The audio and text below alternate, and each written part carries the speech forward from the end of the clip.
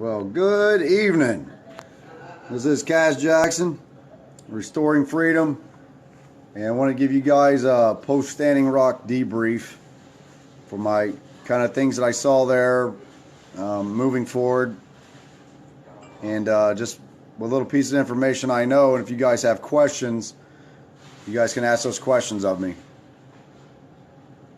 So, myself and Alan and Ariana, we all made it back safely. Praise the Lord, because the roads were pretty rough getting out of there.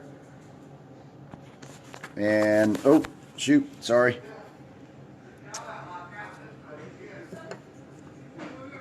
Whoops. Here comes some of my crew right now. All right, so, pros and cons, I guess. Stupid thing. So, the pros of what I saw being out there. Obviously, having several thousand of my brothers and sisters come out there was awesome. Now, if you guys don't know, I didn't have anything to do with the organization, organizing and bringing veterans out there. I think whatever part I did play, hopefully it was just inspiring people to come out, to get off their ass and come out there. But I damn sure didn't tell anybody to show up out there without some extreme cold weather gear. I'll tell you that. You know, man. But I was proud that so many people came out there. We had thousands of people come out, brothers and sisters from all over poured in out there, and they really, really, really wanted to be a part of it, and they were, okay? They were in the context that there was a resounding message that was sent to that company, to the state of North Dakota, and to this nation that veterans, even though they're post-military service, they've got something to say. And I think that they said it. To me, that was a message that they said. They said, and they can correct me if I'm wrong here, but they said, we're not going to put up with this shit. We're not going to put up with this stuff that's occurring all over this country, and we're sick and tired of it. And we're going to do something about it. And they had the opportunity. They went out there.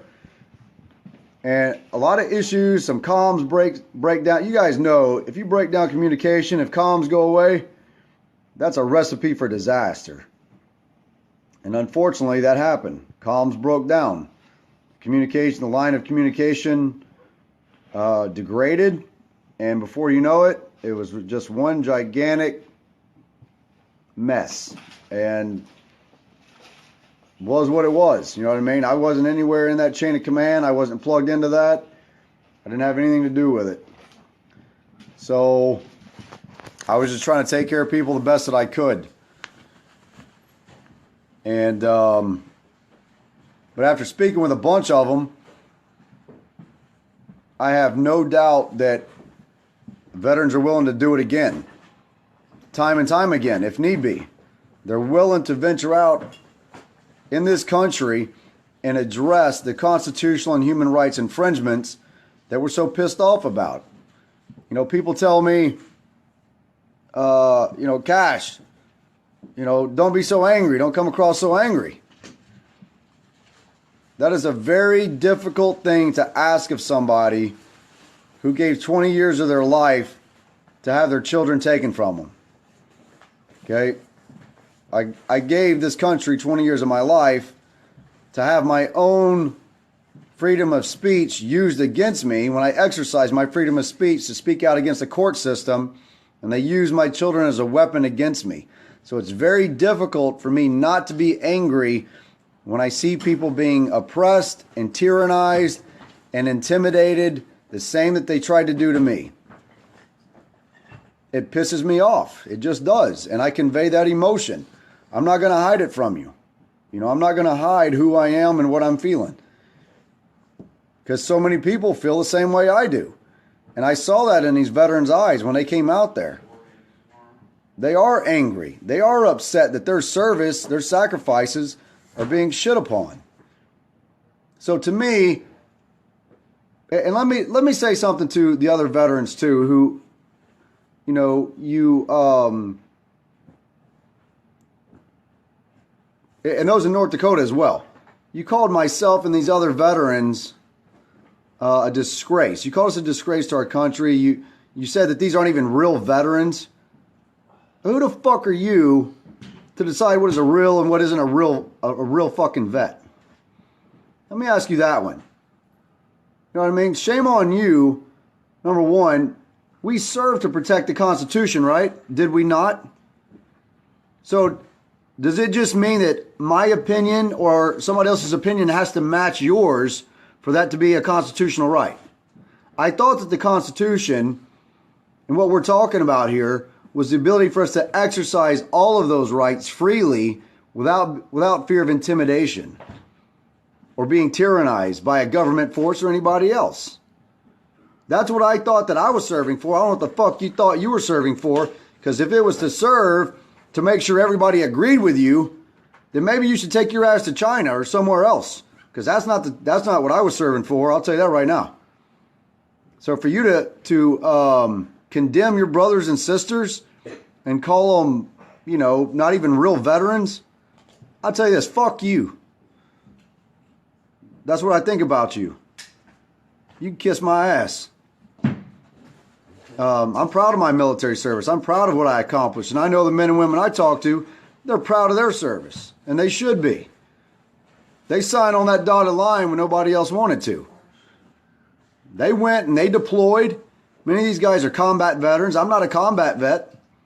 Okay, I never went into combat. I served all my time inside submarines and then a variety of other tours, but that doesn't make my sacrifices any less than anybody else's.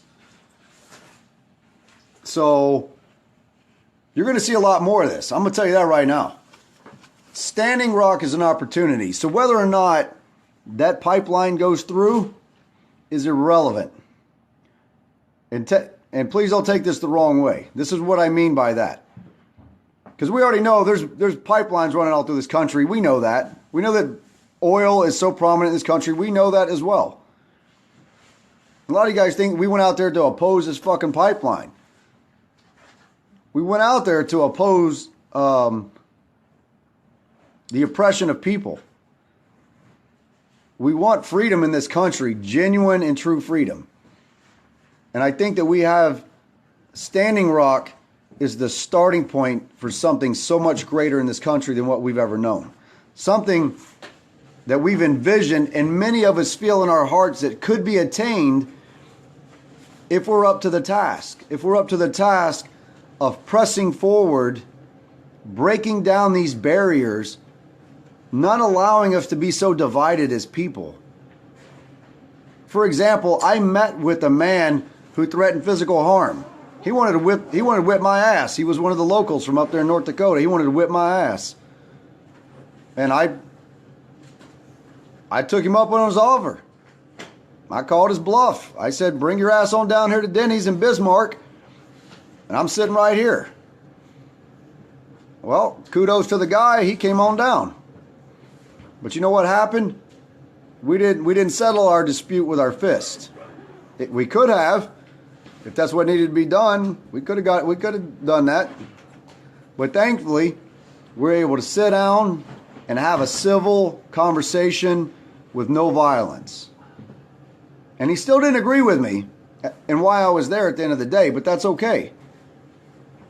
We were still able to open up the lines of communication, and he was willing to come down there, and we sat down and we talked like men should. And I think he might have a different perspective of me now. He might not agree with me, but he has a little bit different perspective, I believe. And I only did that because I don't take too well to being threatened. So if somebody threatens me, you know what? I'll just give them the opportunity, and you know, that is what it is. That's who I am. But back to my main point is that Standing Rock, there's an opportunity for us to do something really great in this country. There's an opportunity for First Nations people to to do something really great in this country to better their own lives, to better that of their people on their reservations.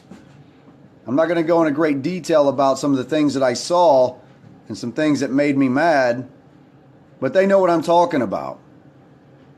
They know exactly what I'm talking about. There is division amongst some of the leaders. It's all over social media. They have division there. Just like our government has division. They have corruption just like we have corruption. They do things that the people don't agree with just like we have. You see, because at the end of the day, we're all still people. We're not so self-righteous as, to believe that because we come from a particular place or background that we're better than somebody else or, beyond sin or corruption or anything else. But Standing Rock, I believe, this is what I believe. I believe that if us as a country can look at Standing Rock, look at the pros that have came out of there, don't focus on the negative, don't focus on these idiots who came in and with bad intentions, but focus on what really happened there. Unprecedented things happened in this country. History has been made and is being made currently in Standing Rock. It's no secret that First Nations tribes and nations warred against one another, killed one another. It wasn't all it wasn't all just peace amongst them. You know what I mean? They warred. They were warring people. Many of them. They fought. They killed one another. They raped and pillaged and, that was life back then. Let's just be real about it. Did we come in here from Europe and somewhere else and wreak havoc in here? Yeah, we did. That happened all across the world. It did. It has happened everywhere, in Russia and China and Europe and Africa. It's still going in many of these countries. Still ongoing. War and violence has been a part of, human beings for as long as we've been on this earth. Yeah, I like what Johnny says. It wasn't all rainbows and unicorns. It's not. But for that many of us to go out there, for that many people from so many different backgrounds to go out there and be willing to support, and I'm not saying rape was a native thing I'm just saying it's part of human beings, okay? I'm saying as humans, worldwide, globally,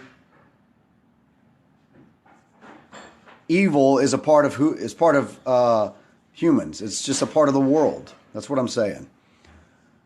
Oh, I keep getting this stupid pop-up on my phone. But look, things going forward from here, we have a great opportunity. Standing Rock has showed us that we can stand together as human beings, putting aside our differences to accomplish goals that benefit all of humanity, that benefit our country.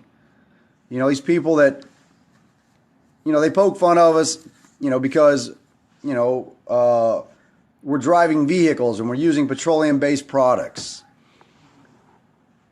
And yet, many of these same people enjoy to hunt. They enjoy fishing like I do. They enjoy the outdoors like I do. And so you hurl these, you ridicule us because we want change. I don't want to have to drive a vehicle that's solely reliant upon a petroleum-based product. I don't want to have to heat my home or run my electricity or anything else. Because we have the ability to move beyond these things and give our children something better. Why not? Why would you not? you know, you call people like that, and I have to, you know, you call them a hippie or a, you know, whatever. What is wrong with loving the world that you live in and you want to pass that down to your children better than what you found it, better than what it was given to you? Why is that a bad thing?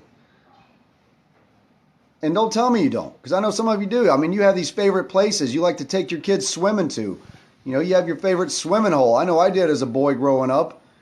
You got your favorite fishing spot you like to go to with your dad. You got your favorite backpacking place you like to go to. Why not try and preserve that and pass that on? Much better than what we found it. Why not invest our time and energy into finding things to benefit humanity, to benefit our children, to benefit future generations? What's the point in dying for your country if you're not going to leave them a healthy country to live in? You know what I mean? You know, and that one's pointed at my brothers and sisters who went and fought to defend the Constitution.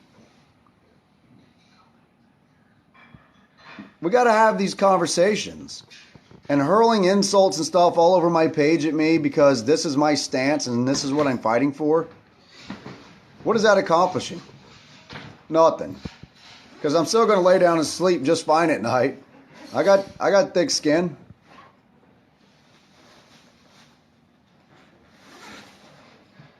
But I think once we go forward from here, if we take advantage of this, if we can set apart our differences and focus on our similarities. I got a lot of relatives now all over this country, a lot of relatives. And I'm very proud to have met every single one of them. I'm very proud to have had the opportunities that I've had to stand alongside them. And so many people are fighting for that, and they want that. If you guys want that, be willing to set aside your anger, set aside whatever pain and hurt you have in your heart. And it's hard, I know, but that's an accomplishment when you do it. That's a win for you as a person when you can do it. You set that aside, just like that man did when me and him sat down in Denny's and had a conversation. We had to set aside our differences and our anger towards one another and have an open discussion. And I think he probably knows now that I wasn't out there to cause strife or angst in his communities. But that man's got to be bold enough to address, like, when my two friends were called prairie niggers right outside that same Denny's.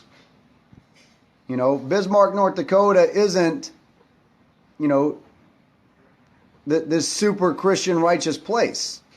No place here in this country is. Hatred exists and anger exists. And I think most of that is hurt. It's pain that these people are carrying inside themselves. That they feel the need to say something like that to really good people. You know, I met some great damn people that I'm super proud to have met. And they really just, they filled my spirit and my soul to have been able to spend time with them and love on one another. You know what I mean? To be loved by them and to share love with them. We need that as human beings. We need that. I'm glad that they arrested the masked guy. Ace, I don't know, man. You know, it's a good question. I haven't seen any facts on that. I haven't seen anything factual. I've heard those claims, but I haven't seen anything in writing. And that's something we got to be careful of. You know, we hear a lot about what's happening, and these claims are made, these allegations are made. Again, corruption exists everywhere. But, okay, and this is my example to you guys. I live in the state of Illinois. We have elected representatives here. It is no secret that the state of Illinois and the government here has been corrupt for as long as this state has been a part of this nation. Ace, it's a combination of the two, my friend. It honestly is. It honestly is. Because, like in the state of Illinois, a corrupt government. There are elected officials, and they speak for the people.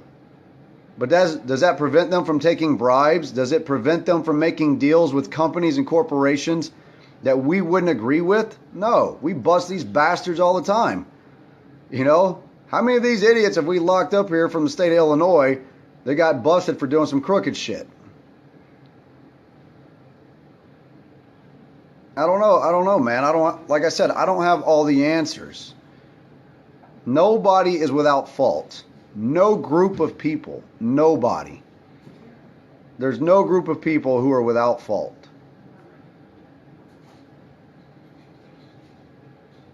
So we can't be so quick to point the finger, because we all contribute to the problems or the solutions in this country. So we can take our time pointing out everybody's faults and where they're wrong, or we can try and set aside those differences and focus to heal our country, to do good things, to not attack one another, to not dismantle one another, because we don't know where everybody comes from. We don't know what they've endured through their lives. Maybe we could show a little sympathy and empathy towards our fellow man and say to ourselves, well, you know what? I might not know this person's story. Maybe I'm only seeing a small piece. I think if we can do that, if we can be more responsible about that and not be so quick to judge people, that we can really make a difference. All of us, every one of us here. If you're willing to do that, we can make that happen. I don't mince words, very much, I don't think. Well, Steve, that's what I'm saying, man. Steve, that's saying Ace is a douche. That's exactly what I'm talking against, man. To not do that. We all carry some anger and hurt in our hearts, all of us. And we're quick to defend and attack. We're not so quick to care for one another, are we? How many of you guys are Christians or believe in Christ's teachings? How many of you? Be honest. A bunch. I'm no perfect Christian, I'll tell you that right now. But I would rather take some time to sit down and listen to somebody that even I don't really like or agree with that pissed me off. I was perfectly fine throwing down with old boy a couple days ago. Perfectly fine with it. But the better man in me said, you know what? You need to put that aside and sit down and have a conversation with the man and find out where he's coming from. And come to find out, his brother had died in combat.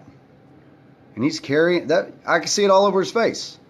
The man was carrying a ton of hurt and pain in his heart.